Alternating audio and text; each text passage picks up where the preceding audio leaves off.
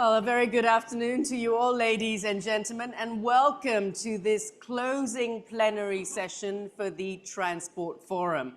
Now, this session is going to look at how we can try to move towards a sustainable transport decade.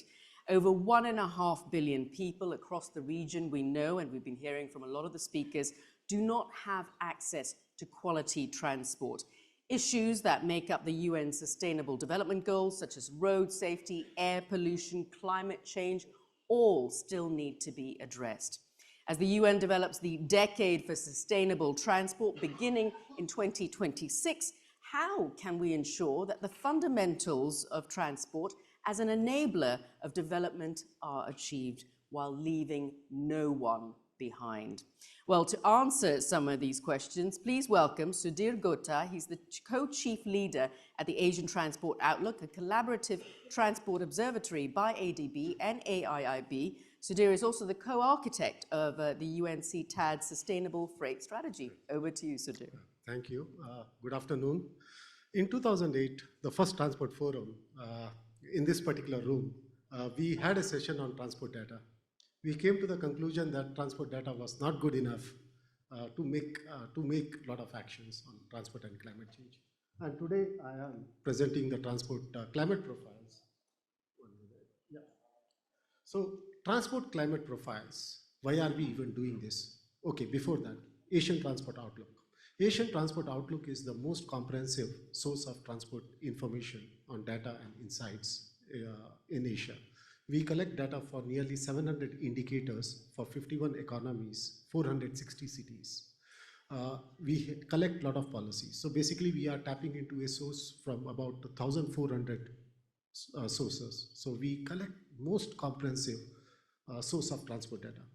And why are we even doing this transport climate profiles? Now, if you go to asiantransportoutlook.com, you can see transport climate profiles for nearly 23 economies. Now, what does it do? First, it demystifies the transport sector. Now, we have a lot of questions on the transport sector. How fast is the transport sector growing vis-a-vis other sectors? What has been the historical trends? How does, within the transport sector, what are the different, how do the different modes, how fast are the different modes growing? What is the contribution of different subsectors? How does transport in one particular country compare with the other country? These kind of comparisons in a quick, ready to read format, we have published this transport climate profiles. And it can actually clear a lot of myths surrounding the transport sector. For example, in this particular figure, you see that transport sector is one of the most carbon efficient transport sector across all the other regions. And it is improving over a period of time. It is not that transport sector has remained stagnant. In a rapidly changing transport sector, where rapid transformations is happening, you need data. And this is what the transport climate profiles provide. Apart from it, 1 minute.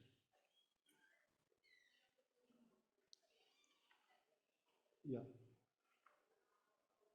Second point is why it is required. Now, over the last 2 days, we have, from yesterday onwards, we have heard a lot about nationally determined contributions.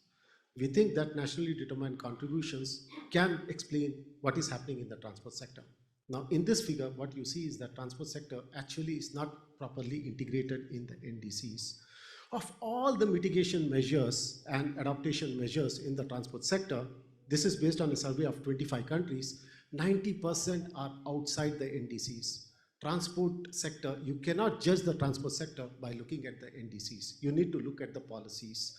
And there are many different types of policy documents in a country. You will look at infrastructure plans. You will look at the roadmaps. You need to look at automotive policies.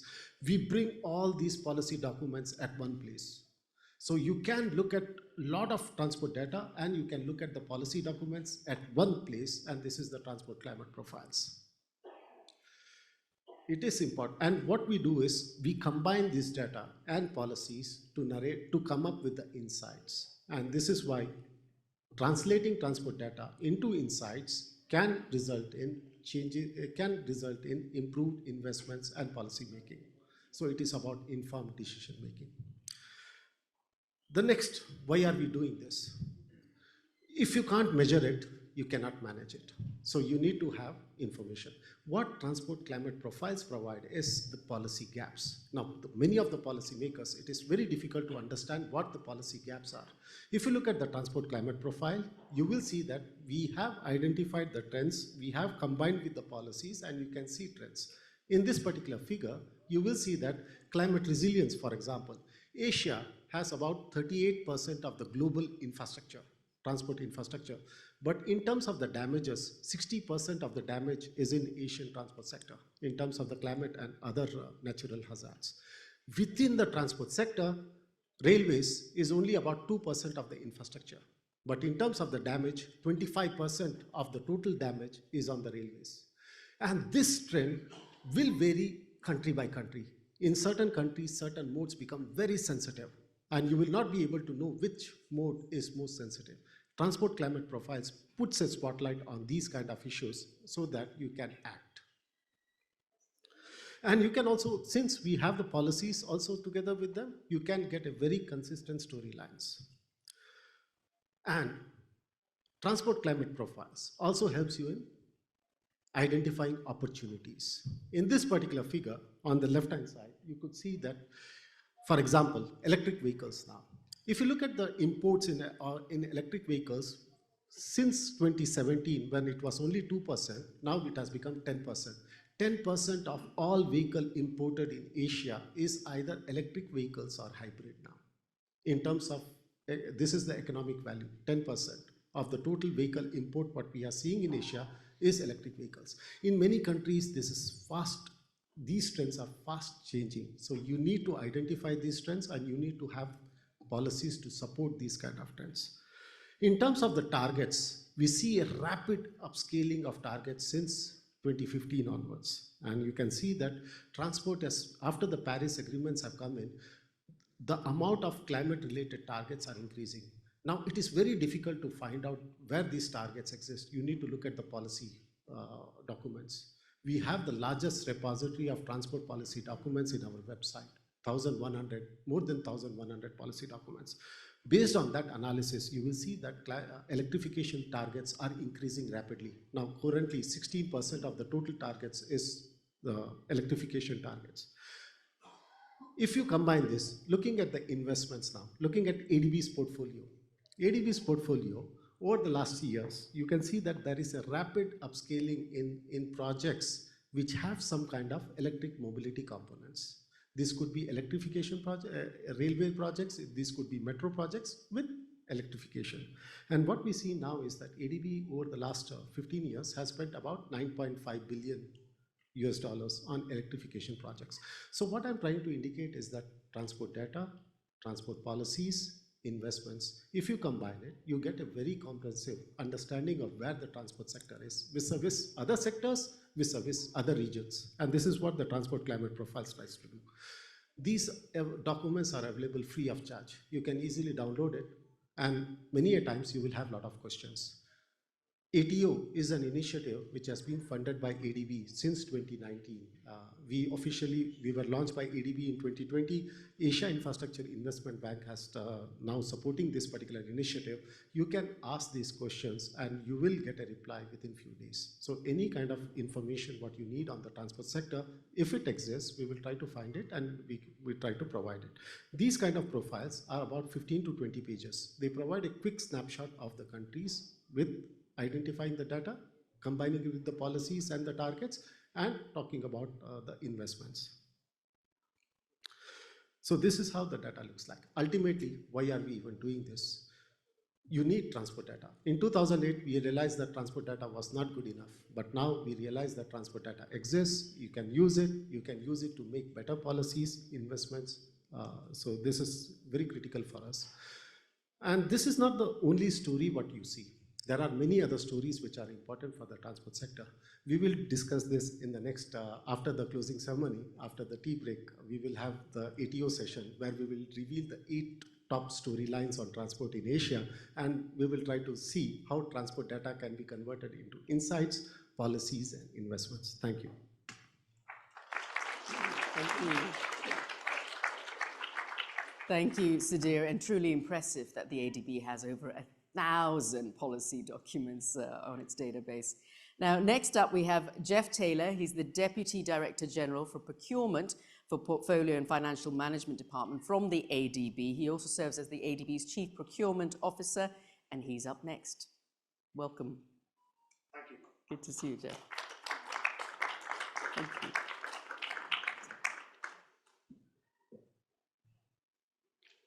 Okay, can we move to the first or the second slide? Thank you. When I first started thinking about climate change, I will admit I was depressed, I was scared, I didn't know what to do. So I started small. I started not eating red meat. I got a reusable coffee cup, and if I see you at Starbucks, Jamie, with a paper cup, I will be glaring at you. But I started small, and then I realised I'm in a pretty privileged position at ADB with the ability to influence way beyond 36B Rizal Tower, which is my home. And I thought, when I got this job 3 years ago, what could I leave behind? And what I wanted to leave behind was a systemic, institutionalised approach to sustainable procurement. I mean sustainable in the broadest sense, thinking about the environment, thinking about governance, thinking about social inclusion. And so far, we've been doing okay. The pillars we base it on are environmental, social, economic, and institutional. It also contributes more broadly to the Sustainable Development Goals, to commitments made to countries. Because much of the infrastructure that we have been discussing in this room over the last few days comes into existence through procurement processes. So it is not just that which is built, but it's also how it is built.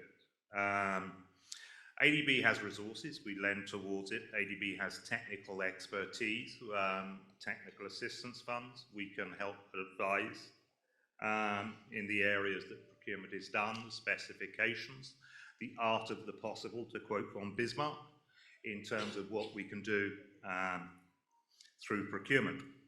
In terms of policy support, we're having discussions with multiple numbers of our members on introducing sustainable procurement into national legislation, not least of all in the Philippines currently right now, in Indonesia, in Fiji, in Georgia, and various other countries. Another important role that ADB can take in terms of procurement and its impact is actually market shaping. If you start sending signals to market that you're going to do things in a more sustainable and environmentally less harmful way, the market will start responding to it. I'm actually talking at the Global Cement Manufacturers Annual General Meeting next month in Bangkok. I never would have thought that when I joined ADB 20 years ago, that I'd be turning up to such an event. But they have a net zero ambition by 2050. They have developed standards on low carbon cements and their various applications. They are promoting the adoption of the standards across countries and industry. And we are using some of their specifications in our portfolio, and I'll get to that shortly. But if we as ADB, or we as an MDB community, can say, okay, here's green steel, here's green cement, here's low carbon asphalt, using polymers or whatever the process is, we can have a huge impact well beyond the size of our portfolios. The public procurement portfolio annually, globally, is about $13 trillion. If you can have a small and incremental improvement in that, you will be having a huge impact. Next slide, please. It covers almost every aspect of our operations, procurement. 70–80% of what we do is in investment financing. The non-sovereign component is also very much linked to infrastructure. So changing the way that we do this can have a very significant impact. As I said, I was one slide behind, sorry. It's $13 trillion a year goes through public procurement. So the way that we do this has a huge impact, and it will amplify. If you look at the Biden, you check on the US news, Biden's government has just introduced incentives to use green and sustainable standards. Not mandates, not legislation, but incentives. And that will have a huge impact on an economy the size of the US. And I think, as a public procurement professional who cares about the environment, who cares about the planet, who cares about the future, I have an obligation to promote this as much as I can. Next slide, please. Sustainable procurement can work in two ways. Renewable energy and energy efficiency, sustainable transportation, and low carbon on the mitigation side. On the adaptation side, just to give an example, I was doing a climate financing course at Tufts University over in the US in a building that doesn't have windows. It's pretty simple. Gets hot, you turn up the air conditioning. Gets cold, you turn up the heating. Old-fashioned people would have just opened the windows. Some of it can be as basic and as fundamental as that. And many indigenous cultures have actually worked this out. And they build on the axis to allow the wind through, or in the sun, or away from the sun, depending on the climatic parameters. And we need to think about that in building design and similar. And I always think procurement should be running the world, so I want to go upstream and interfere with design. Sorry, Jamie and others. But there's many ways we can do this. And looking at Singapore and a wooden university, the tallest one of 8 floors, didn't use any steel, didn't use any cement. So the diamond exchange in India that's being built without any air conditioning, with natural cooling. There are ways we can design things and think better. Next slide, please. I mentioned I would have a couple of examples. We're using green cement or low carbon cement. India, in some areas, is doing an excellent job, very advanced. It has a Green Pro certification standard for low carbon cement. We explored with India, can we adopt it in the portfolio? And for this project, we did. There was a net reduction of 260,000 tons of carbon produced for the cement that we used. And this, by infrastructure standards, was a relatively small investment, 150 million. But you got 260,000 tons of carbon reduction just in that one project. You scale that up to the amount of cement used in India. You scale that up to the amount of cement used in Asia. You scale that up to the amount of cement being used globally. It's a huge impact. Cement and concrete make up 7% of global emissions in the industrial sector. Asphalt and steel, probably another 12, 13%. These are the three industries that we're looking at very, very closely. We're doing deep dives into how they perform in the various countries. Next slide, please.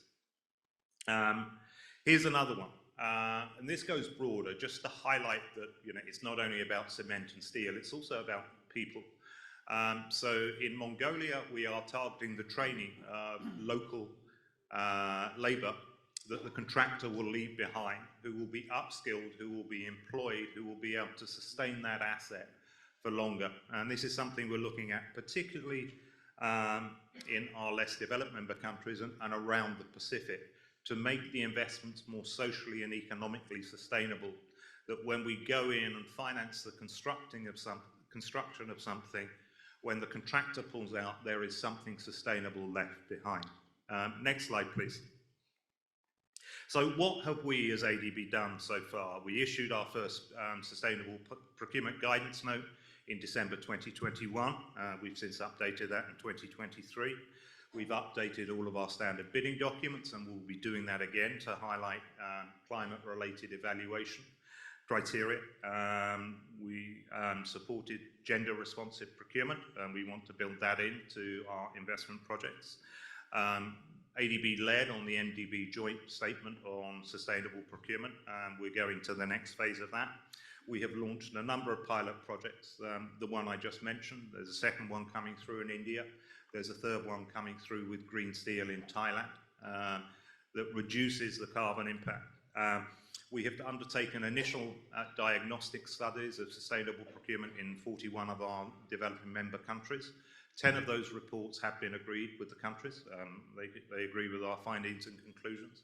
Later this year, we will go live and publish them as an indicator.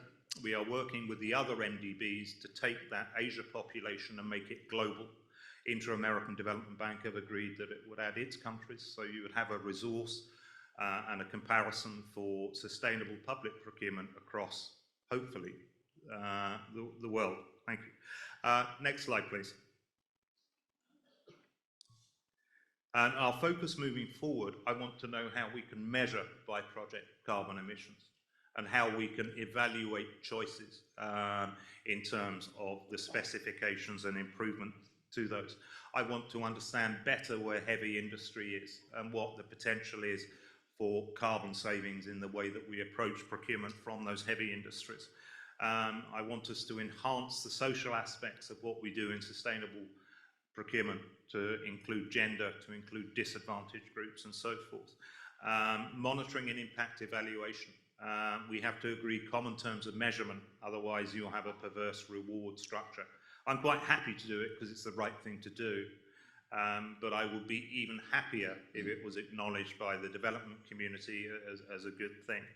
And we need to strengthen our partnership and collaboration with organisations such as UNIDO, who are the standard setters for many of the areas that we work in, steel, cement and so forth, and globally. With civil society, with other international organisations. It's always going to be a work in progress, which is fine because it keeps me employed and I enjoy it.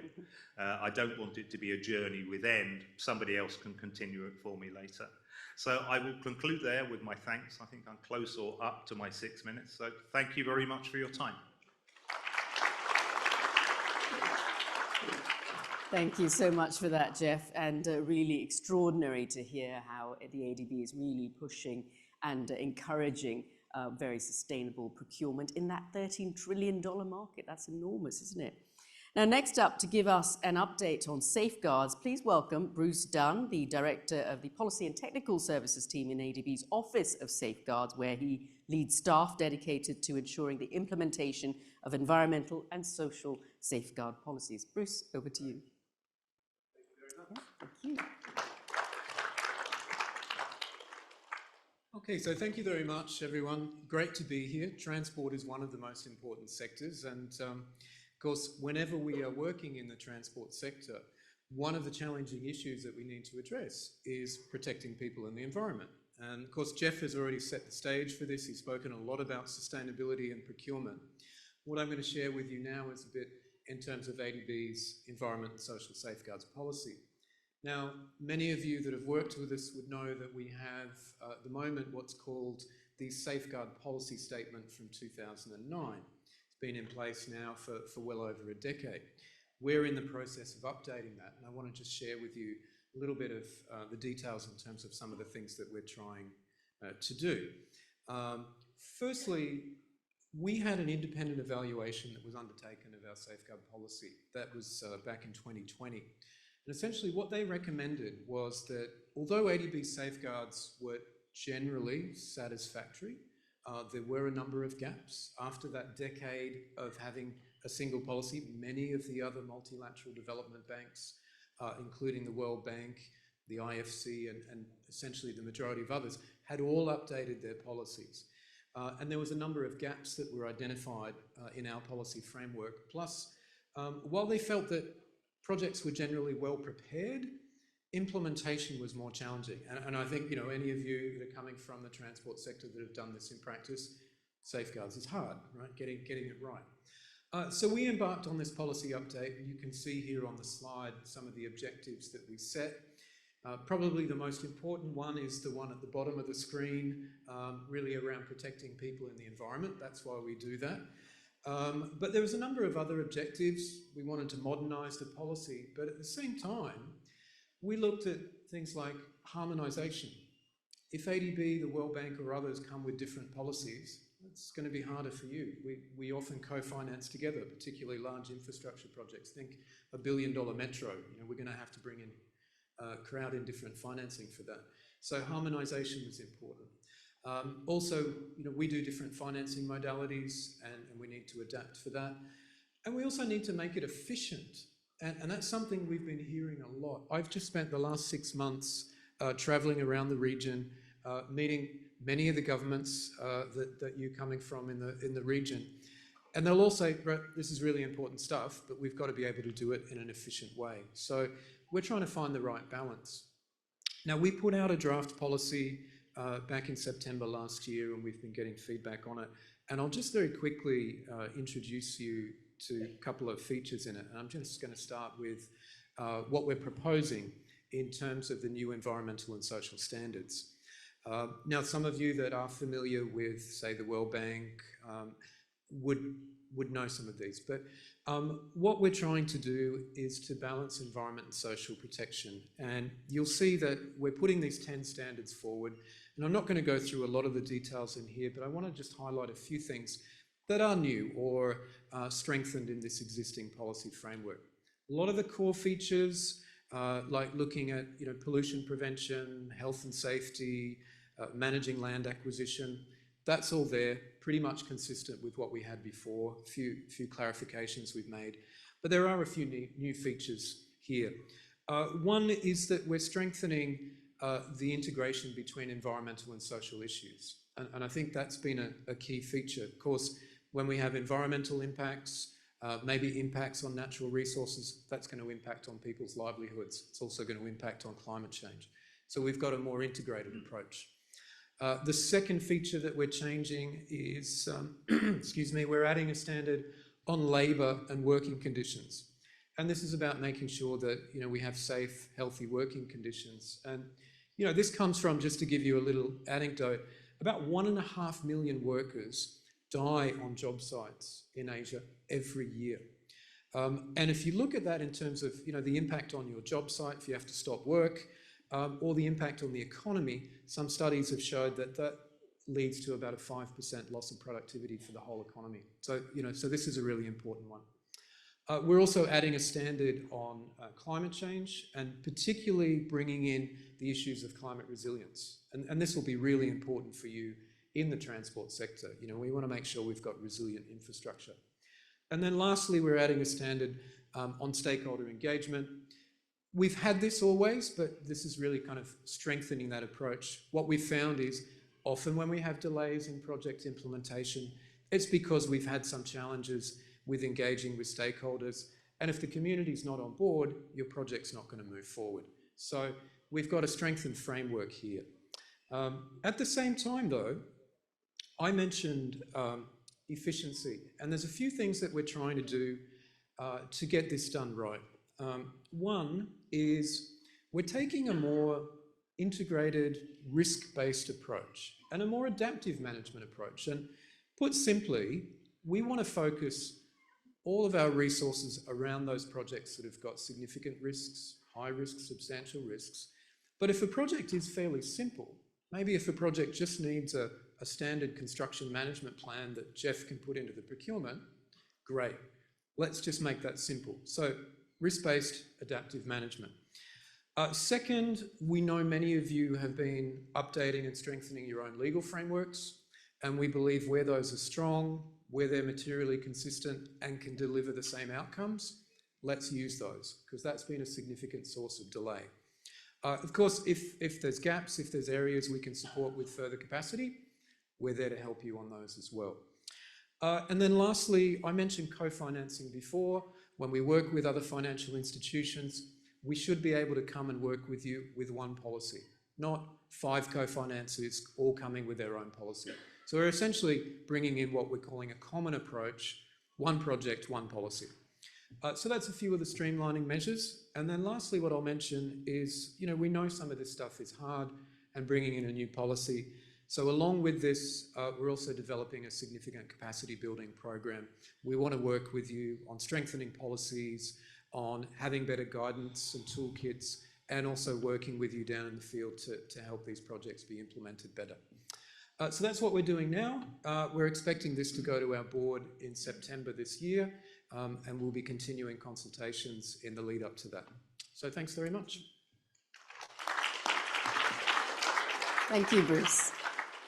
That was excellent. So great to hear about those very crucial environmental and social policies. Now, our next speaker is the Honourable Walter David Schnaubelt, who's the MP and Minister for Civil Aviation from Papua New Guinea. He's a parliamentary leader of the National Alliance and was appointed as Minister for Transport and Civil Aviation in 2022. He was also a Kyokushin Karate World Champion for several years in the 1990s, so you don't want to mess with him. He will share with us a little bit more about the PNG story that we heard a little bit about from Mr. Roy Mumu just yesterday. Thank you so much, Walter. Please join us.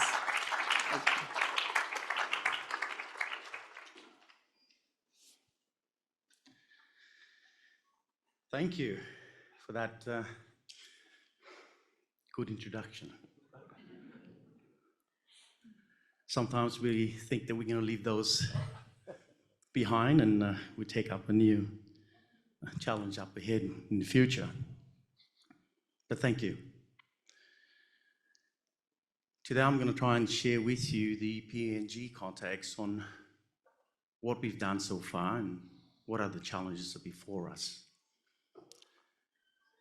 There may be some takeaways with this, and I hope that we've contributed to this session of the ADB Forum, where we all are here to try and pick up as much as we can to try and put together whatever framework that we need going down the track that's going to help the world, the globe, in a resilient and more sustainable future.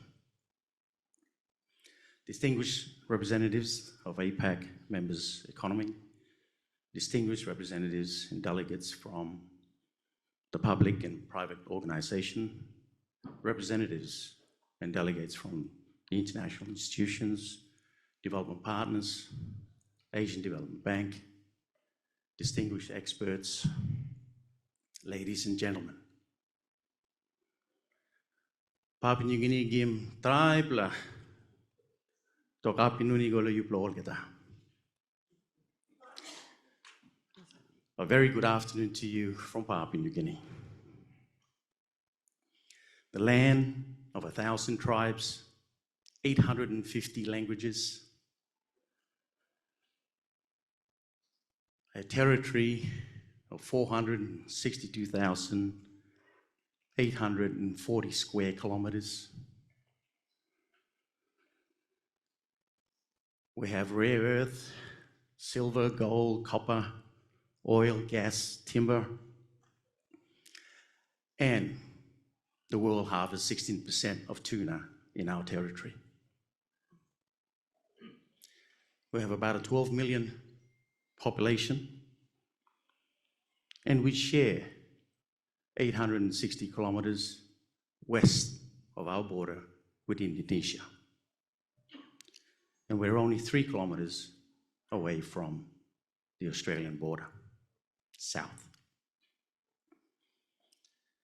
My province, as you can see from the map, is the furthest long island that's like a rifle. I'm the member of the southern part of it. It takes me 1 hour, 40 minutes to fly from there to the capital city, Port Moresby. I need aviation in my province. No choice, not unless I have a submarine.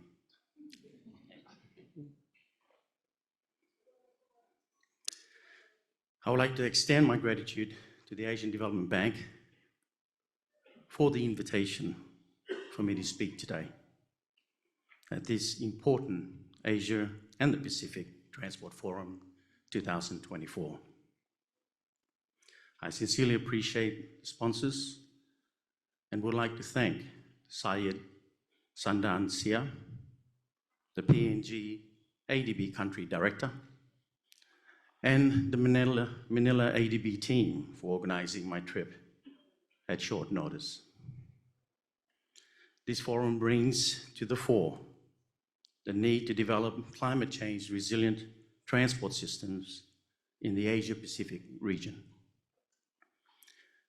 No other organization, in my view, is conveniently poised with the experiences and expertise to work in collaboration with countries of the Asia-Pacific region towards achieving decarbonization in the transport sector, none other than the Asian Development Bank. Ladies and gentlemen, after assessing the fact sheet on climate change, the transport sector is responsible for a quarter of the world's greenhouse gas emissions. And 95% of the world's transport energy still comes from fossil fuel. I ask myself, have we missed something here since the Kyoto Protocol on climate change?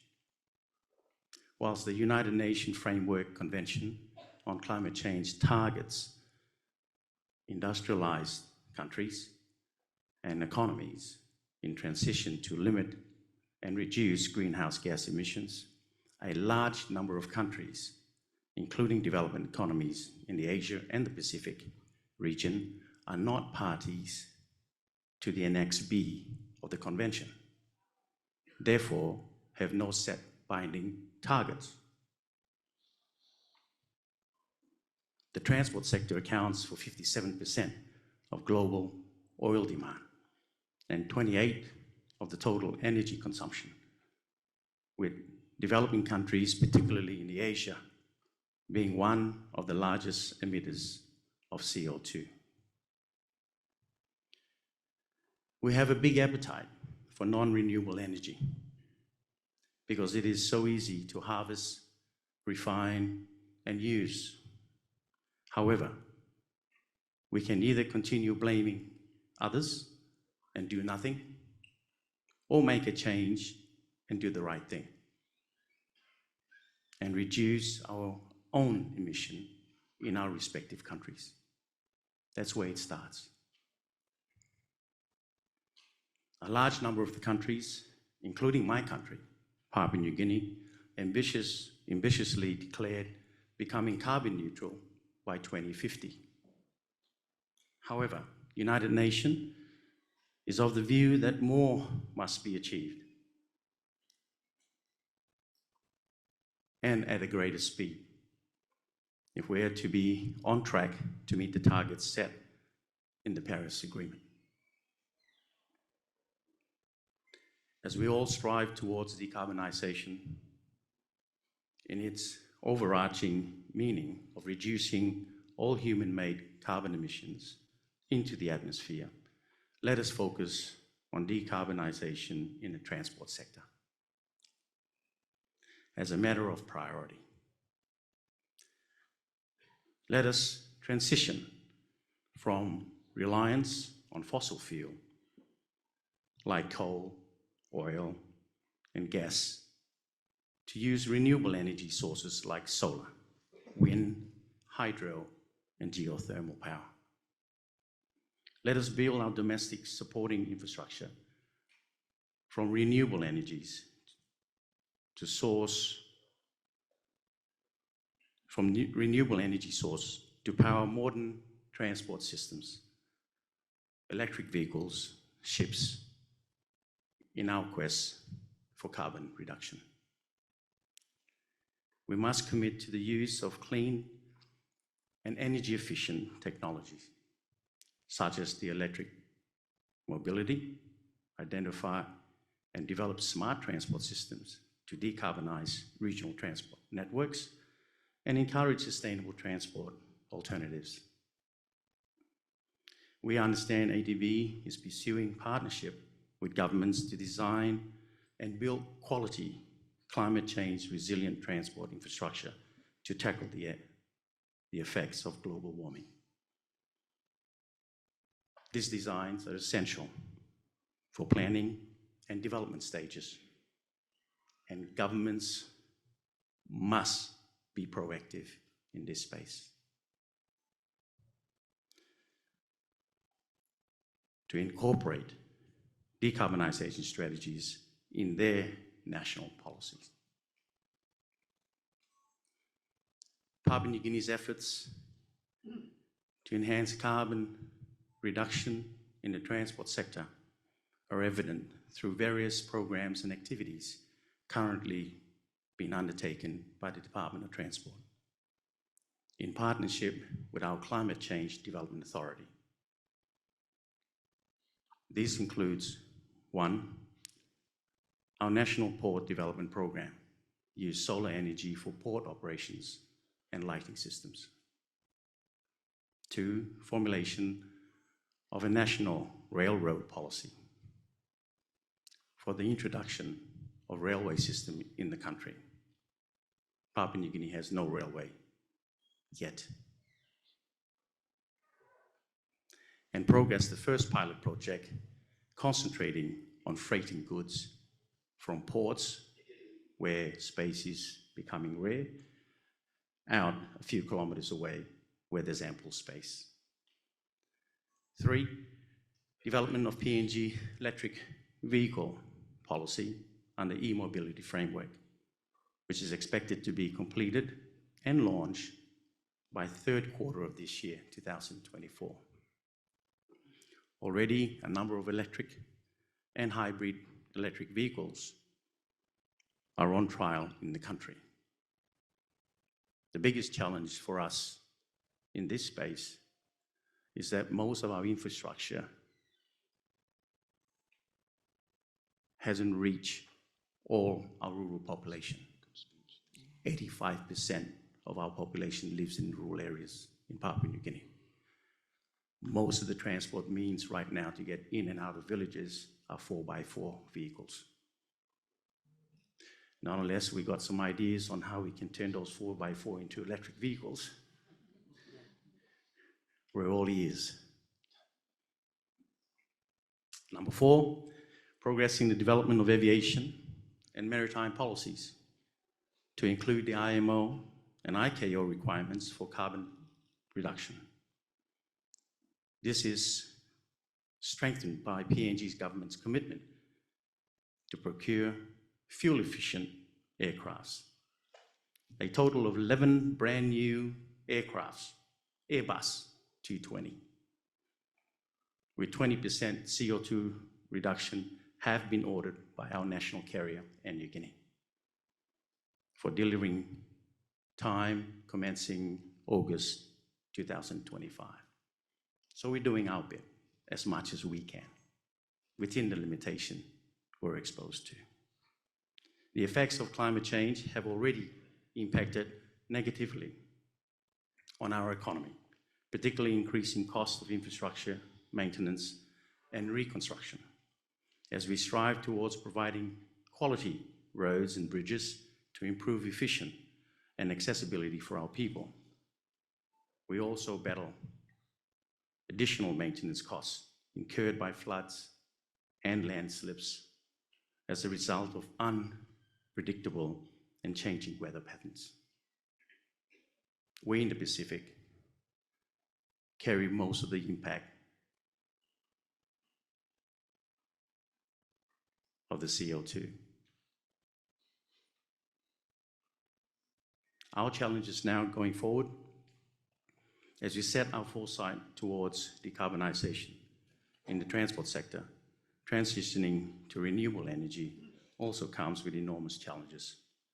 This includes, but not limited to, 1, added costs for construction of new renewable energy infrastructure, which pose a burden on our stretched budgets.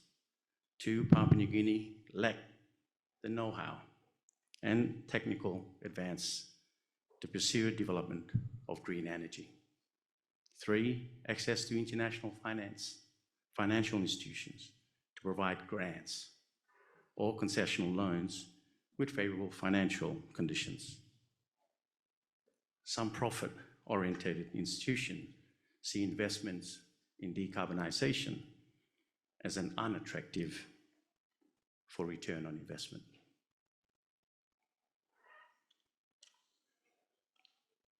Ladies and gentlemen, Pacific Island states, including Papua New Guinea, stood out as the most vulnerable region to the impacts of climate change, despite accounting for less than 2% of the global greenhouse emissions. Papua New Guinea, like many of our brothers in the Asian Pacific region, are vulnerable to the varying impacts of climate change. Immediate attentions of small island states is to mitigate the severe effects of climate change and rise in sea levels, affecting the future of their low-lying atolls and islands. However, decarbonization in the transport sector calls for unified action. As we mainstream climate change adaptation strategies, climate proofing, into transport policies and design standards, which are vital for the designing climate resilient and low carbon transport systems. We must be innovative and embrace use of modern available technology in the market to reduce or eliminate carbon dioxide emissions. I call for ADB's support to assess the needs of our individual countries and work with respective governments to find best possible means to enhance the goal of our decarbonisation in transport. Support the work of various governments on e-mobility with focus on carbon-free public transport systems. Distinguished guests and delegates, PNG transport sector is focused on climate proofing strategies to achieve the Paris Agreement and the UN Millennium Development Goals. By one, integrating climate change initiative into new transport sector policies, such as the current policy on national railway, the electric vehicle, and maritime and aviation policy. Two, repositioning current policies to stimulate adoption of climate change strategies and initiatives to include wider stakeholder participation. Policymakers, regulators, and operators, implementers in the transport sector to work collaboratively towards a common goal. Three, enhance technical capacity building that ensures technical innovation and technology and skills transfer between our development partners and private sector. To conclude, this forum provides an excellent platform for our experts, our policymakers, and partners to engage in fruitful dialogue and discussion. Papua New Guinea, with its long association with ADB, is privileged to continue the partnership and is keen to formulate strategies to mitigate the effects of climate change and the decarbonisation in the transport sector. Again, I would like to thank ADB Secretariat and the organisers of this forum, and most importantly, ADB's continued technical support to the transport sector. In tough times,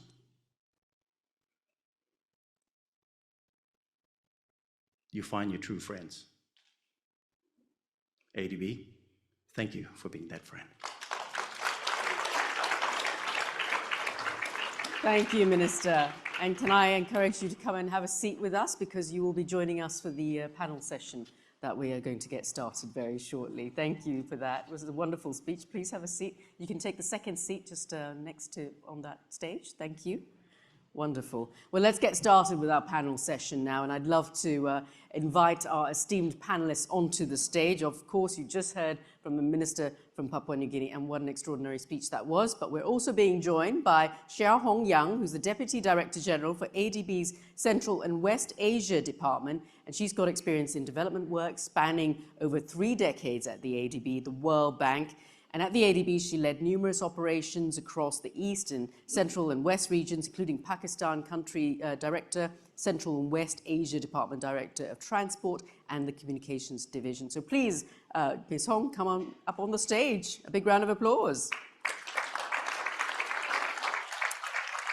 Next, we have Jamie Leather. He's the Chief of the Transport Sector Group at the Asian Development Bank. He has about 30 years of experience in transport, working internationally with development organizations, governments, and the private sector, as well as research institutions, leading ADB transport sector operations and overseeing the strategic direction of ADB's knowledge, technical, and financial support to its developing member countries, private sector clients, and partners. Jamie, come on up.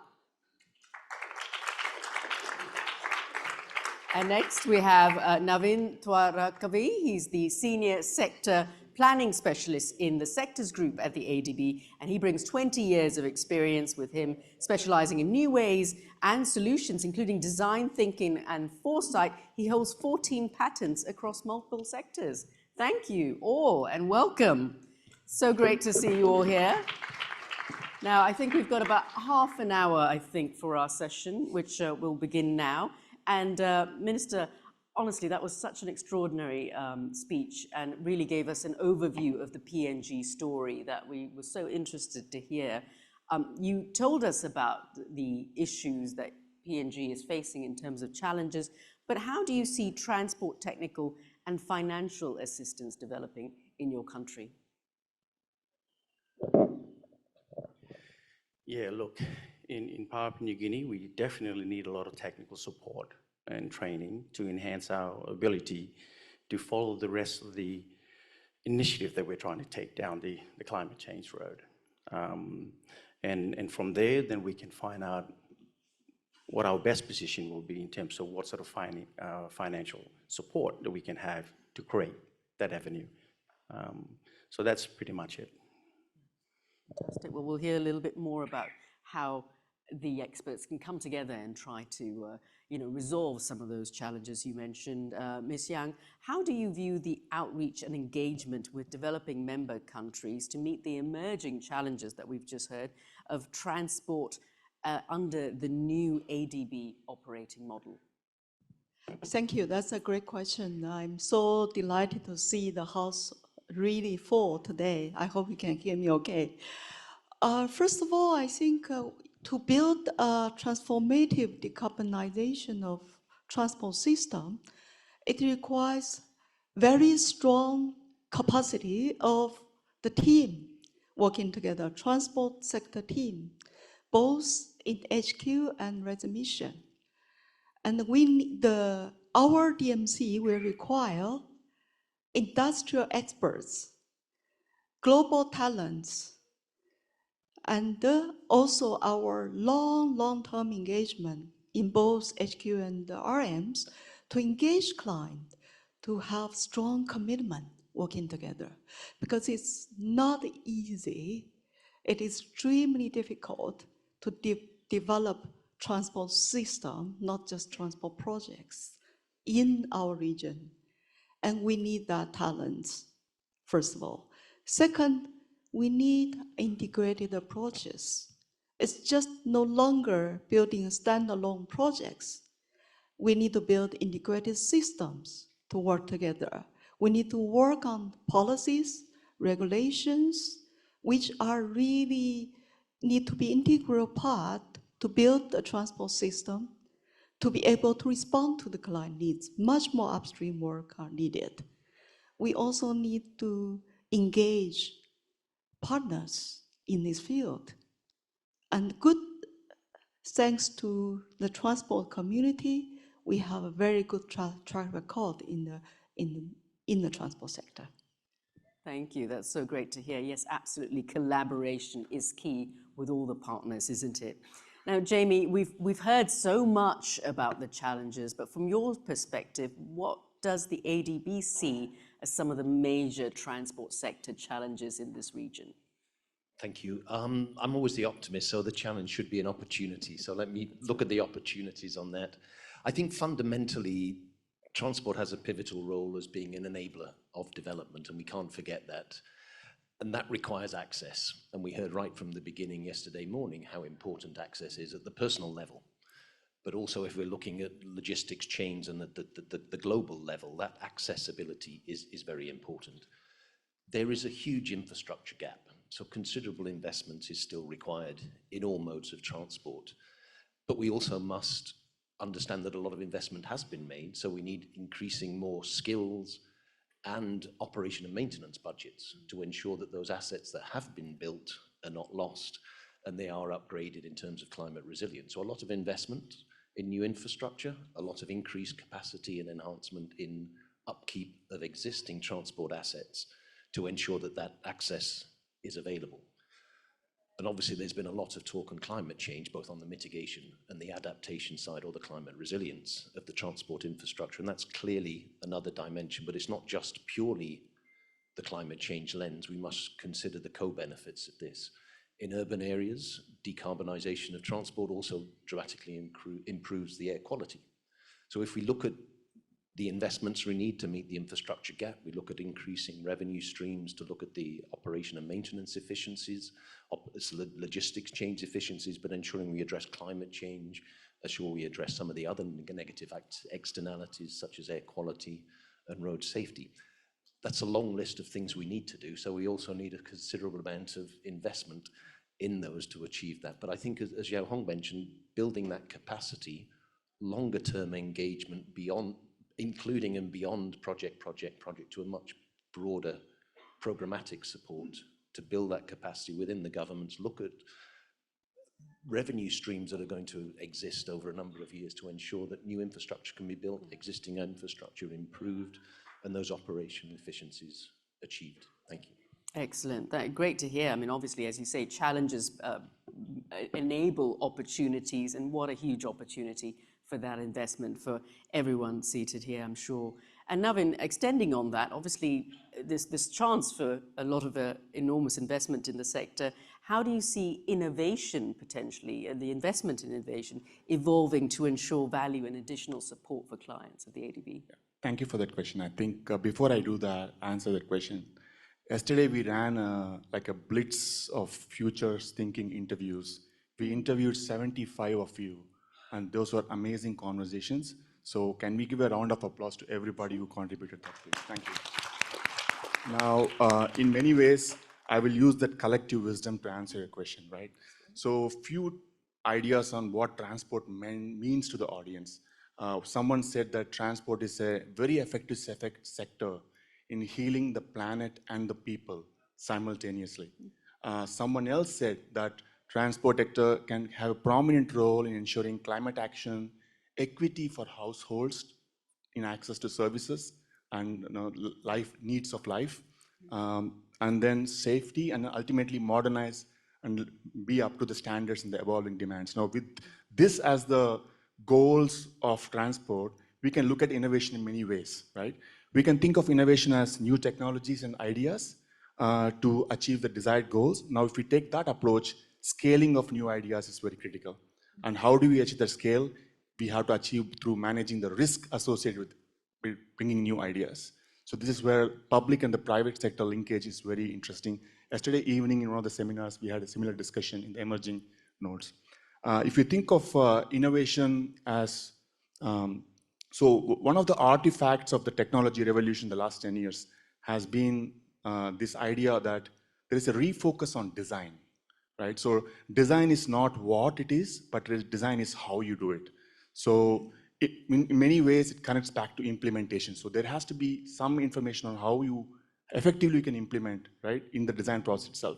Now, with that mindset, if we can think of innovation as being citizen-informed and citizen-centric, right? So there are new methods, thanks to this technology revolution called design thinking, that we can employ, that's being successfully employed in the private sector, and we should be doing in our development agenda. And this is one of the things that ADB and Sectors Group is actually currently working on. The next aspect we can think of innovation is also about future readiness. Just to give a common saying, right? If you had asked somebody in 1800s, what's a great form of transport, future transport, they would have said bigger horses, right? But if you think about it, the signals were already there. There was a wheel, there was some form of an engine, there was a cabin. You needed somebody to kind of put together the weak signals and come up with a solution. So we got to think about our strategy going forward as to what are those weak signals that could potentially become strong and facilitate development, or that could go against development, and then use that to kind of make our projects future-proof. So that's for me innovation from a future point of view. Last but not the least, I think transport sector is in itself a very critical sector, but it is a great facilitator. I think when we are developing new ideas in transport sector, I think we almost need to take the idea of like diverging to converge back. What I mean by that is, when we have a problem that you're trying to solve, let's take a broader outlook as to what all problems can it solve beyond the transport sector, and then converge back to create a compact project with a significant impact and that can prove effective. So this is just some of the thoughts that I had on innovation. Thank you. That's absolutely fascinating. Thank you, Navin. And you're absolutely right. You know, the innovation is there. A lot of these things already exist. It ties back to a little bit about what Jeff spoke about earlier with those modern buildings being designed much more sustainably. So it's out there, and we can do it with transport as well.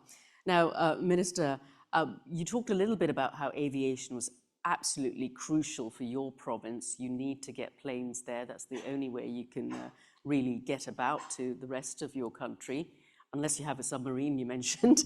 But aviation and access, obviously really critical in your country, in Papua New Guinea. So how is your government developing policies and delivering this improved accessibility? Well, at this stage, the PNG government's at the very infant stage of trying to develop a policy where I guess collaboratively we need to see how other countries are doing their development strategies and try to adopt their strategies, but in a PNG context environment. I think that's critical for us to go forward. As I said, we're a developing nation. Our policies are being tweaked right now to try and suit the climate change, which is a changing, evolving sector. So we're trying our best to make sure that we align our policies with the global intent to try and how best we can support and be part of this bigger initiative to try and be part of the partners to manage the best we can with the climate change and the emission that we are now all concerned about. The thing that we have right now is with the policy framework that we have in existence are outdated. We need now to collaborate on it, to try and improve on it, and we're open in terms of how best we could attend to it. And we need all the support we can get to get there. And it's not going to be an easy task. We know that, we understand that, but a task that we have to embark on and achieve, that we know. Absolutely. Now, Ms. Yong, with your Central and West Asia region, given your extensive transport background as well, what do you see as the critical areas for improvement in sustainability and clean transport in the next few years? Thank you. I think we have, I'll summarize to build, to support, in order for all of you to remember. There are a lot of long list to do. First, build back better. As you can see from the Asia Transport Outlook, there's a large kilometers and areas of network, both road and transport, both road, rail, and etc., need huge rehabilitation. So when we build back better, we need to consider climate risks, inclusiveness risk, because we have to reach many underserved area, and also safety, road safety. So these three things are very important when we talk about build back better. Second build is really build multimodal transport network. It's not just one model. It works only when multimodal transport network works. For us to do that, we need to work together. For example, in Kyrgyzstan, it's a small country. We were able to work on an urban electrification project. Actually, the project was initiated by energy expert. So the energy transport sector need to work closely together. I'm sure you are having a lot of highway institutions and stuff around here, but many of you, how many of you have worked in other sectors together, collaboratively? Because transportation, for us to decarbonize, we need large share renewable energies. We need large volume of no carbon fuels. We need a good industrial expert to provide EVs. We need to expand the network of charger systems, e-charge systems. So we have to work together with energy, for example, to break the silo. Second, we need to work very closely with finance sector people, because countries are now having high inflation, high interest rate, and very difficult. So for us to do these transformation projects, we need to work on how to create new opportunities, new jobs, green skills, etc.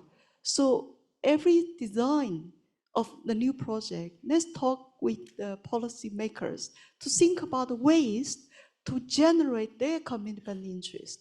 So you need to, we had some successful experience in Azerbaijan railway sector, where we used the sector development program to work on both difficult reforms as well as energy and transport infrastructure, the railway, critical railway infrastructure, to be able to work on them simultaneously in parallel. That's two bills. The two supports I would like to say, one is really to support the country to leverage the international financing, especially concessional financing in the e-mobility sector. We were able to mobilize nearly 170 million thanks to Jamie and the transport and also multimodal systems. We were system teams were able to mobilize 170 million GCF concessional funding, the Green Climate Fund, which will be the first largest e-mobility to support 7 our DMCs to really look at the public transportation system, how to really greening them. Lastly, private sector, because public sector cannot provide the only solution. We need large investment, especially particularly we need private sector operations and service. They provide good service provider. So in Georgia, we were able to really mobilize some green bond to really mobilize their fund, private sector fund, to increase the e-charge station, to help the mobility program. In Uzbekistan, we generate huge renewable energies through private sector development. Thank you. That's wonderful and great to hear. Absolutely deserves a round of applause. The many, many very successful projects that are being developed in this area. And you mentioned earlier this need to sort of work collaboratively with everyone here in the audience and beyond. So speaking to the audience, I should remind you all, I would love to hear questions from you. So if you can get a chance to submit your questions, I will ask them to our esteemed panelists in just a few minutes. Now, moving on to you, Jamie. Collaboration, as we've been talking about, is totally key. So how do you see collaboration between donor partners evolving, among multilateral development banks like the ADB, the World Bank and others? How can they all come together to collectively assist developing member countries on clean and sustainable e-mobility? Thank you very much. We have always collaborated, but I think the challenges or the opportunities, going back to that, are such that any collaboration we have must be doubled or trebled and beyond. And as was said by Bruce, that in terms of the safeguards, a similar message being presented by the multilaterals, the bilaterals, the knowledge partners, the financing partners, that message must be consistent to ensure that we are providing the collective best advice, the collective best financing, concessional financing to the clients who are looking for that support. These are very challenging times and a lot of issues that need to be addressed. Therefore, that collaboration is essential. And we had an excellent session this morning where there was a number of our donor partners, multilateral, bilateral, knowledge partners too, who were sharing their experience and just reiterating the points I made in terms of the need for that. As we move into trying to address transport systems, as Xiaohong was mentioning, or looking at the role of transport in broader society, social and economic impacts, yes, the infrastructure projects are required to fill those missing gaps, but increasingly our client governments, as we heard from the very eloquent speech just now, they need support in policy development on e-mobility or multimodal transport systems. And it's that continuation of project support where required, but a dramatic increase in the transport sector in technical and financial support for policies and more programmatic type support. And if we go moving into policies and programs, there is only, the government will set one policy for e-mobility as an example. Every donor organization will follow that policy. It's not quite the same if it's a string of pieces of sections of road. Yes, we have a design standard and ADB can finance that, World Bank this and so on. But if it's a country's policy for decarbonization, it is one policy, and therefore the collective action from the donor community or the broader transport community must look at that. And I, again, being the optimist, I see great opportunities in this, because if we move beyond just pure projects to projects plus programs and programmatic support, then we start to be able to have an impact at scale.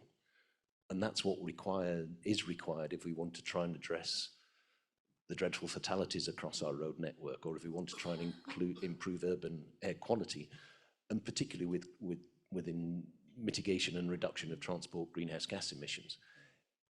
We can't do it piecemeal associated with the piece of infrastructure. We have to look at national policies and look at how we can engage over a long time, because you can't click your fingers and suddenly every vehicle is zero emission.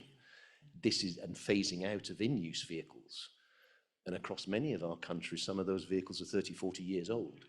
Again, you can't just click your fingers and suddenly everyone can afford to operate or purchase a new clean vehicle. We have to look at that program for purchase of new vehicles of all types, two-wheelers up to trucks. We have to look at phasing out of those in-use vehicles and understand the timeframes that will be involved in that decarbonisation of the transport sector, and looking at what financial or what technologies was mentioned in terms of the four-wheel drives to access some of the highlands in Papua New Guinea. Are we there yet with those technologies? Are we there yet with the technologies for coastal shipping or international shipping? We're sort of there, but the tipping point on the capital operating costs isn't quite there. So we need to look at those technologies, ensure we're doing it, but a realistic, time-bound, but deliverable within the local context policies to have that impact at scale. Absolutely, we hear you. There's so many things to bear in mind when you have to look at clean and sustainable transport for all. And Navin, going back to you, it was really extraordinary to hear about the innovation that's out there, but what role can cross-sector support play, and how does this link into assistance in the transport sector? Thank you. I think we can start with the basic premise that problems don't come with the sector name tag. Problems that people face don't come with a sector name tag, but solutions often do, right? And what I'm trying to come up with here is that if we approach with a problem-centric mindset rather than a solution-centric mindset, the cross-sectoral opportunities will open up themselves, right? So let me take a few examples that I heard yesterday from all the interviewees. One of the topics that people talked about was, how do we go about gender gap and rural transportation and improving public transport to rural areas? And this is a very interesting subject, because if you think of that as a problem, and when we design a solution to that, like a multimodal transport kind of approach, it can have actually impacts beyond just solving that problem. It can potentially reverse the urban migration, right? It can increase the access to services for rural communities, which means you have better education, health standards that you might see coming up. So that's one example. Another example is if you think about urban spaces, right? Can we think of designing projects wherein we put the citizen at the center and say, can we create a 15-minute radius for accessing most of the facilities? And if you think of that, then you'll see the intersection of food security, urban development, transport coming together to come up with interesting solutions. Same is true with aging populations. A number of the interviews talked about aging populations and how their needs become increasingly important. And if we again think from that perspective, then accessibility would become a key aspect. Other social solutions will come into play. So what I'm trying to say here is, rather than going, I want to fit cross-sectoral into a project, we should look at the problem and then kind of figure out organically what sectors come in. and then move ahead going forward. Thank you. Yeah, that's a great way to think about it. Absolutely. Now, I'm going to give a few minutes to the questions that are coming in from the audience. Thank you all for these great questions. We've got a few more minutes. We'll extend the session by another 10 minutes or so because of this, but let's have a look. Ian Greenwood asks, there are many of the economies of ADB member countries are reliant upon the sale of oil to fund social services such as education and health. How do we transition to EVs while maintaining civil society? That's a great question. Would anybody like to pick up on that? Yeah? Oh, go ahead, Look, Minister. Would you like to take that question? I'll do a Excellent. warm-up and Jamie Thank can you. finish. Perfect. Yeah, with Papua New Guinea, we're heavily relying on fossil fuel. And that's our challenge, to try and migrate to now, other source of energy that is more friendly in the environmental space is what we need advice and guidance on. And that's why I was saying, previously, in terms of policy making from government standpoint, we're trying to follow the rest of the world in terms of how it's done, but the rest of the world is still trying to figure out how this is going to be done. So by talking or collaborating with each other in terms of what are the constraints and what we can achieve together will be a contributing factor for Papua New Guinea to try and adopt some of those methods into its policy. And our policies are outdated. We now need to try and modernize it, and that can only happen if we all discuss and understand the direction that we are going to embark together. Okay, and at this point in time, we're still trying to make that assessment in terms of how we're going to do it. Financing is important as well. If government doesn't have a policy position, it's not going to attract any financing support, okay, to allow that policy to come to fruition. So, that's critical for us as a developing nation and a young nation at that as well. So we're producing oil and gas, as I stated earlier, and how do we move from and migrate from there to other energy sources that are going to be more environmentally friendly is the challenge that we Papua New Guinea is faced with right now, and we're open to any kind of suggestions that are out there. But I think most importantly, suggestions that are already been, how can I say, we have come up with a solution and we know the direction we're going to take, right? And that particular support can lend to the way we're going to framework our policy to try and follow the rest of the world, all right? So that's where we're at in relation to this. I mean, it's a real dilemma, isn't it, if you're a resource-producing nation?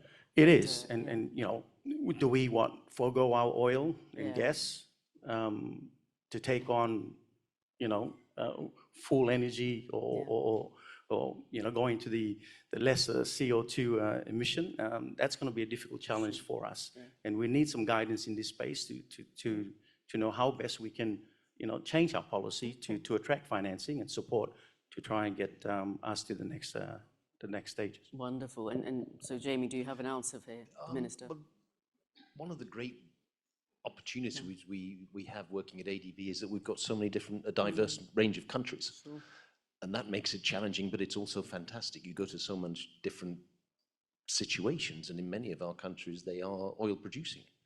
And then when I was mentioning earlier about those long-term policies that are realistic for the local environment or the local economy, that must be considered. I take it a slight step forward as well, that there will, with that transition that will happen over time, 10 years, 20 years, whatever it may be, 30 plus, there will be a loss of revenues from those countries that have collecting quite a lot of tax. And there is a session in the next 2 days because a lot of the fuel taxes goes into road maintenance programs. So it's not just a case of weaning economies off, particularly the oil-producing economies, and seeing what is a sensible time frame for that transition, but also the broader impacts of other losses associated with fuel revenues that go in for a lot of road maintenance programs too. Yeah, fascinating. Would anybody else like to pick it up? I just want to add a real example, so all of you are confident it can be done. In Bashawa bus rapid transport system, it was operational since 2020. It has won the Sustainable Trans Award more than once. So we built a transport BRT system, which has 30 plus stations, is not just an infrastructure project. I personally involved very much in project from policy making, discussion, planning, planner, implementer, developer, all the way to operation the system. The most difficult part is build the institution. We called the institution called Trans-Bashawa. So we started with business plan, operational plan. We started working with the existing operator to talk about how can we transit them. We started working on how do we really provide less subsidies by providing the BRT as open system to start open all the feeder roads. So it becomes an open BRT system. We started working on how to procure all the 400 e-buses, how to work on the electric e-ticketing system, ITS procurement, how do we deal with numerous social safeguard issues and contractual issues. But we can do it. It is a lovely program, operational, which is life-saving for the Peshawar city people. Yeah. Thank you. Excellent. Great to hear that it's won so many awards as well. Yes, a round of applause. Now I'm going to take one more question. There are a number of questions here. They're all great questions, but I think this also relates a little bit about what I think Navin was talking about earlier, innovation. A question from Ralph Rian Corsair.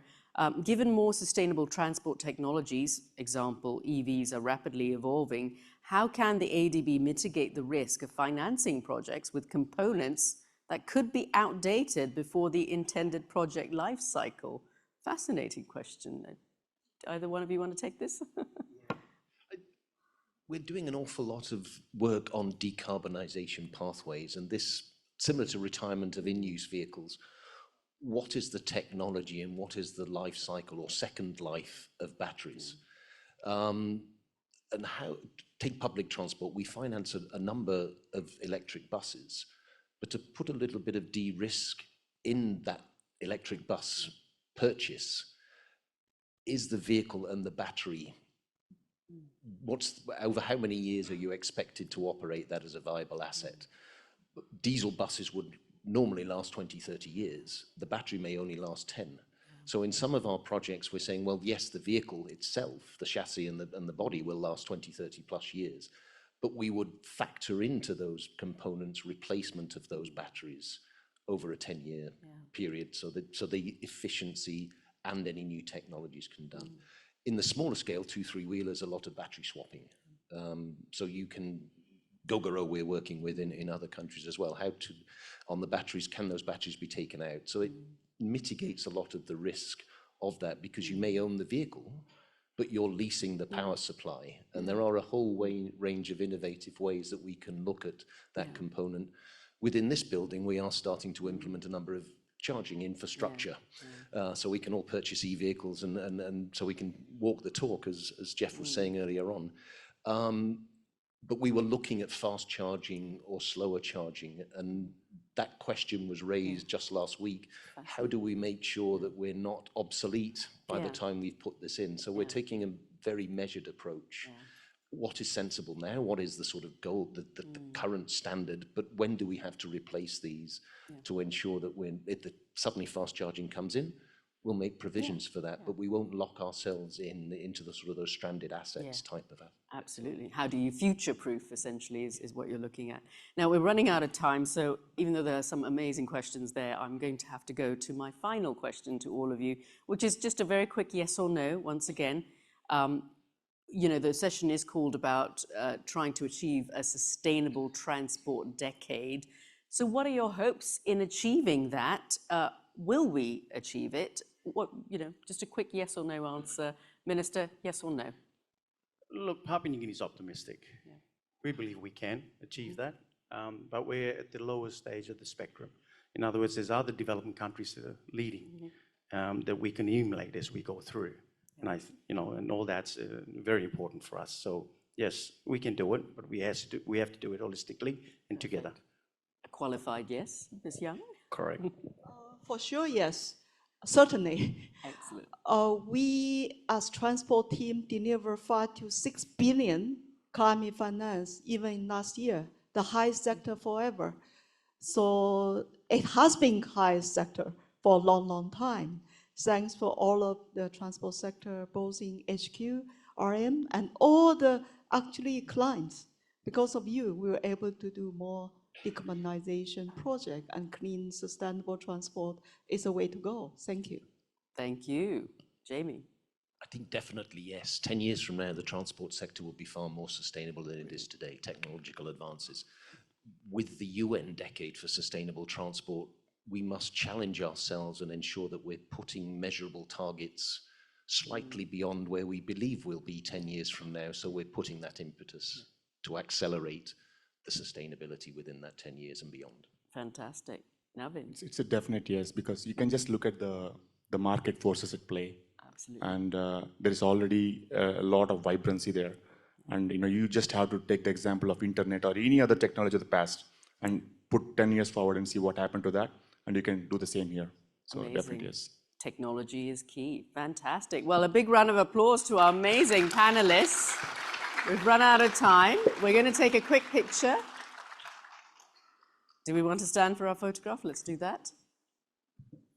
Yes. Do we want to come in the front here? Let's go past the tables. We're not done yet, audience, so stay seated.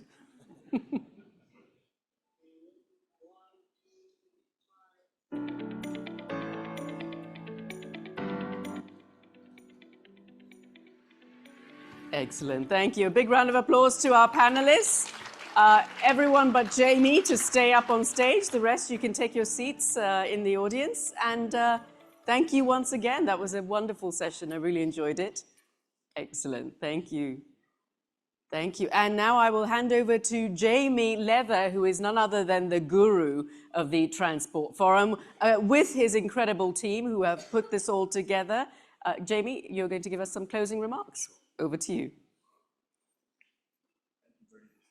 Thank you very much, Sharon. Thank you, Sharon-Jit, and thank you for all your excellent moderation for the sessions yesterday and today. There'll be a lot of thank yous throughout this very short closing speech, I think, but I want to, first off, excellent speech from the Minister. I think that just demonstrated the sorts of learning, but also the challenges that we collectively, so the question on collaboration, we must do that to serve our clients, government as well as private sector collaboration of that. I want to thank you all for attending this Asia Pacific and the Transport Forum 2024 with the theme of Clean Transport for All. It is cleaner. We're not just talking about e-mobility, we're talking about a whole range of issues in the transport sector. And I really do hope you've enjoyed the last 2 days. If you're learning and enjoying what you're hearing, then you're going to react and take it home and deliver it on there. And that's where it's critical. It's all very well to listen to things and think that's great and that. Please take those home with you. Think about how you can put them into your local environments, be that at the urban level, rural, national policies, whatever it may be, because that's where the action happens. And that's where all we've talked about will see results. It'll lift those rural communities out of poverty. It will ensure the transport systems are more efficient and whatever of the components of those. So please do take those with you. But just a bit of a recap on what we have seen over the last 2 days. I think there's a video, amazing video, audio team who've managed to put this together while we're all sitting and talking. So please, if you could play the video.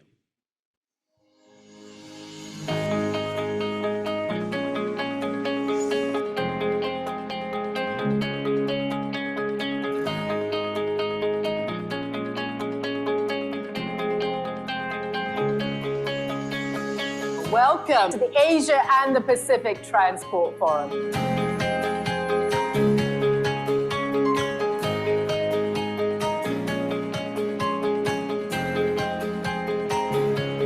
The 2024 forum sharply focuses on ADB's instrumental role in leveraging transport as a dynamic catalyst for sustainable development, addressing climate change, and advancing the sustainable development goals.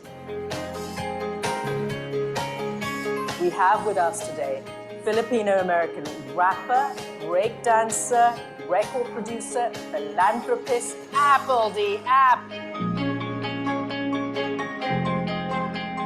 This is trying to research the best way to successfully electrify Philippines.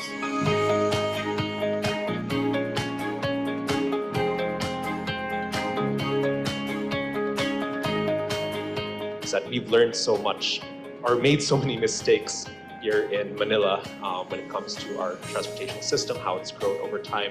And we want to make sure that when we are developing transportation infrastructure in other places throughout the country, we're doing it better. The International Road Federation works to really bridge the gap between policy and action in our sector. We do that by bringing people together to make sure that we discuss common problems and we find and build solutions together. Renewable energy most suitable for specific modes of transport remain a question. So I think collaboration among the relevant stakeholders is really needed and very pressing.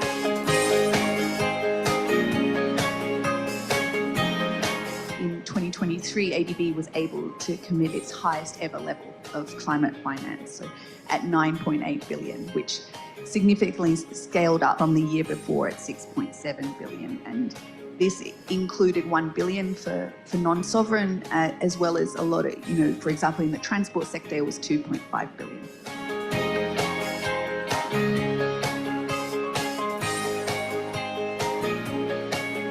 ADB is proud that we are the climate bank for Asia and the Pacific, and that's also true in the transport sector, where we look to decarbonize and build pathways.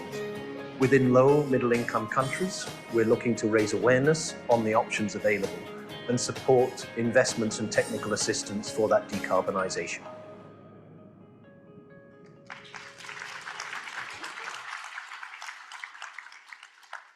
An amazing job by the audiovisual. I hope they said they would refine it, but it looks pretty good to me. We've also got a number of stills. You've probably seen far too much of my face, so please, we've put this on here so that you can try and spot yourself in and amongst there, where I just had the last 2-3 minutes to summarize what has happened, but what also is going to happen globally within the transport, but in the next 2 days as well. We have experienced a whole range of different products and learning experiences. Applied knowledge was mentioned right at the beginning, low carbon pathways for transport and the levers that are applicable or relevant in each of our developing member countries. The importance of railway as a multimodal transport, particularly for high-speed rail for passengers, but also freight movements.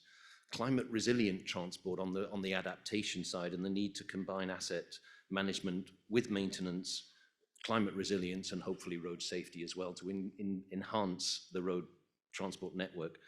We've heard about smart mobility and innovative transport solutions and the challenges, as well as ITS.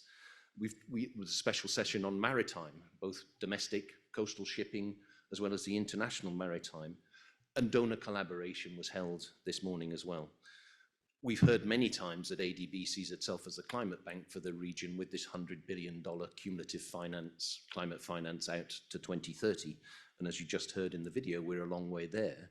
And as Xiao Hong just mentioned, we have managed to source with GCF, the Global Green Climate Fund, 170 million, which with our money will come up to close to $500 million for non-motorized and electric mobility in 7 of our developing member countries. And I would reiterate the importance of policy to ensure that those projects and the programs are delivered in a sustainable way. I do believe this is a very exciting time for transport. There is a number of global issues that are being developed that will have an impact on the types of support and the types of transport systems that we will see going forward. The last session was talking about a global decade of sustainable transport, and on the 17th of April, the UN General Assembly approved Resolution 78/148, entitled Strengthening the Links Between All Modes of Transport to Achieve the Sustainable Development Goals, and with that proclaimed the Decade of Sustainable Transport 2026 to 2035. ADB is involved with drafting what that decade means. I did say it was 2026, so we have about a year to look at meaningful, measurable targets that the global transport community, the countries and the system operators can work with to ensure we are setting an aggressive target for a decade out from now. We're also excited that this year's climate change meeting, the UNFCCC COP29, will be held in Baku, Azerbaijan. That is an ADB member country, so it gives us and our client government an opportunity to showcase some of that work. And I think, Jiao Hong, you mentioned the rail support that we're providing in there. Rail is a more efficient and therefore a less emitting, but there's also the infrastructure and the institutional capacity development associated with that rail reforms. There has been a considerable increase in private sector support from ADB, particularly in terms of e-vehicles. Governments have set very clear policies, and that de-risks the private sector's investments. On the sovereign side, we're investing a lot on electric buses and in systems that we are working with at the sovereign side. But on the 2-3 wheelers, the charging infrastructure, again in Georgia, it was mentioned as another example of green bonds that are financing electrification or e-transport. The government setting the policy leads to downstream private sector investments.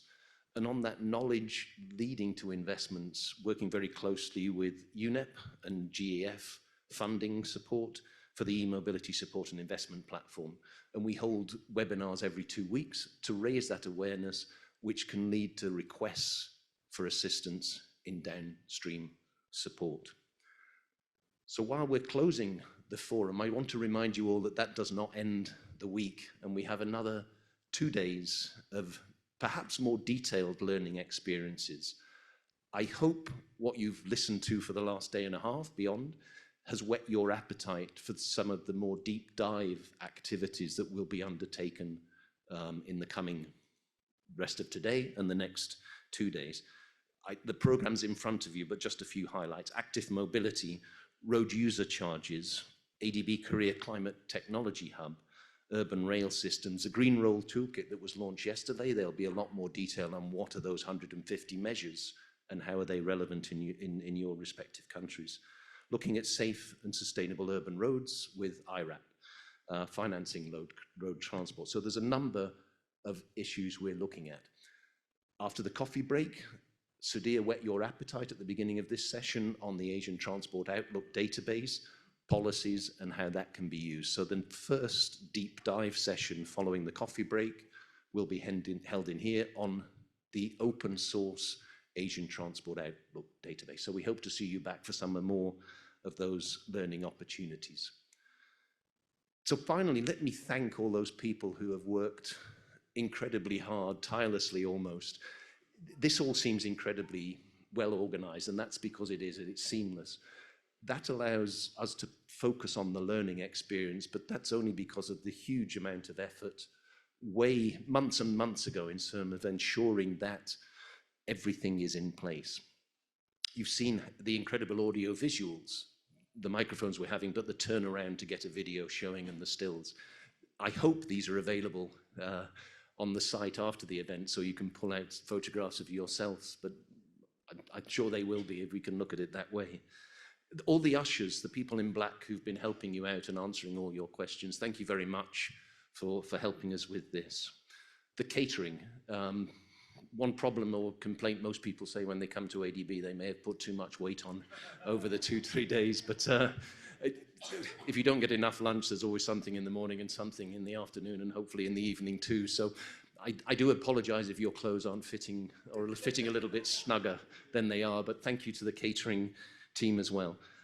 And then particular thanks to the Secretariat who have been really working incredibly hard behind the scenes and responding way in advance, as I said, but also any hiccups that are happening, and we always expect a few hiccups. We try to do our best to make sure there aren't any, but inevitably there will be a few. And the Secretariat has been on call to respond to those and try and address them. So thank you to all of those people who have worked tirelessly behind the scenes, and they should be up here collecting all those. If you could join me, please.